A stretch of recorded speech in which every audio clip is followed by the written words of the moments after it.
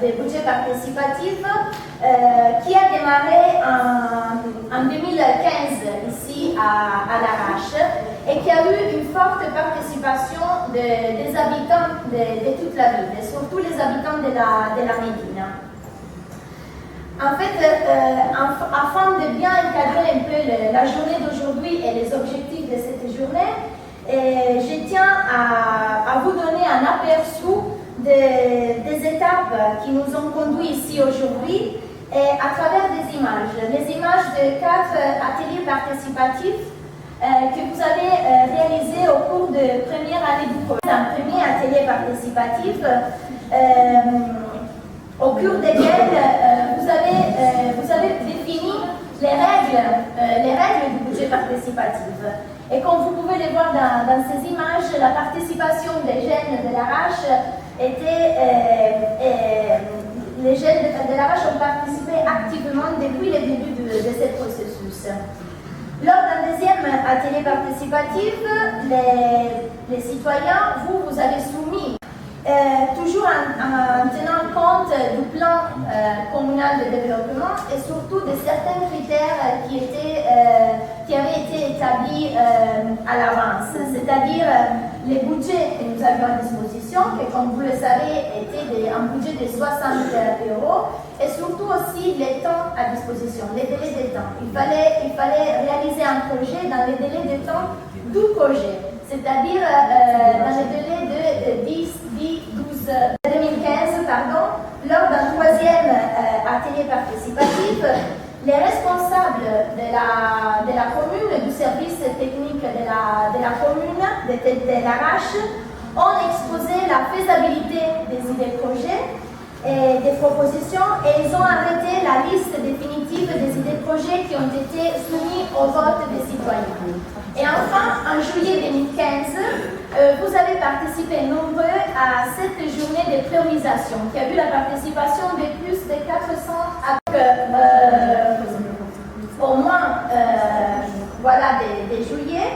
Et c'est donc à partir de ces mois-là que l'RMM, en étroite collaboration avec les FAMSI et avec la commune, mais aussi avec la province et la région, ont démarré la phase cruciale de mise en œuvre du projet qui a été voté.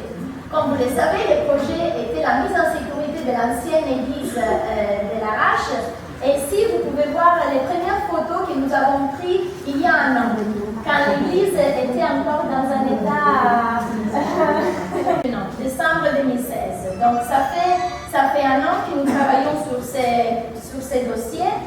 Et donc à partir de juillet 2015 jusqu'à avril 2016, nous avons fait les montages techniques du dossier, toujours grâce à la collaboration des fonctionnaires de la commune de l'Arrache, que je remercie. À partir de juin 2016, mai-juin 2016, la commune de l'Arrache a lancé un premier appel d'offres pour recruter un bureau d'études.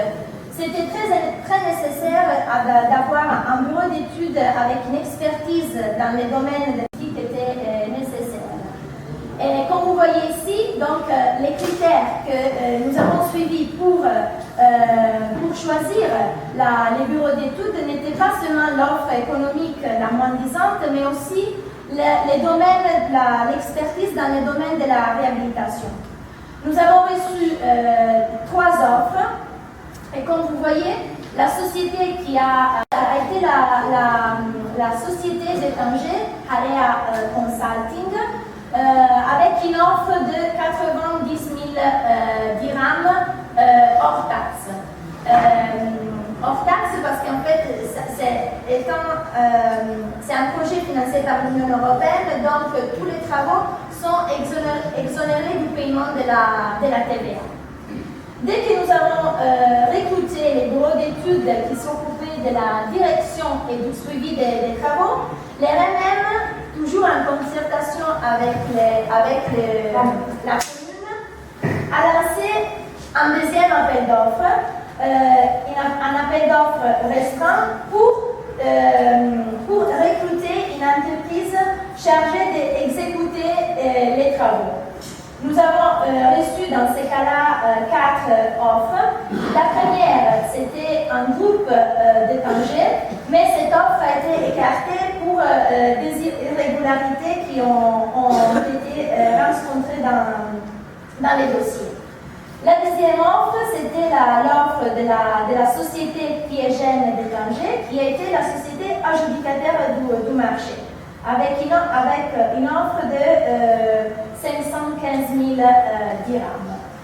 Donc, aujourd'hui, c'est le 5e atelier participatif et c'est cette journée de rendition des comptes. Et l'intérêt en fait de cette rencontre, c'est de vous montrer, de vous expliquer, de partager avec vous la manière dont les ressources financières que nous avions à disposition pour ce projet ont été utilisées. De ce fait, en fait, la reddition des comptes rentre parmi les mécanismes qui garantissent la transparence et le contrôle pour une gestion correcte des ressources publiques. Et surtout pour soumettre la gestion des ressources publiques à la critique des citoyens, mais aussi à votre contribution pour développer une démocratie qui soit plus participative et plus inclusive.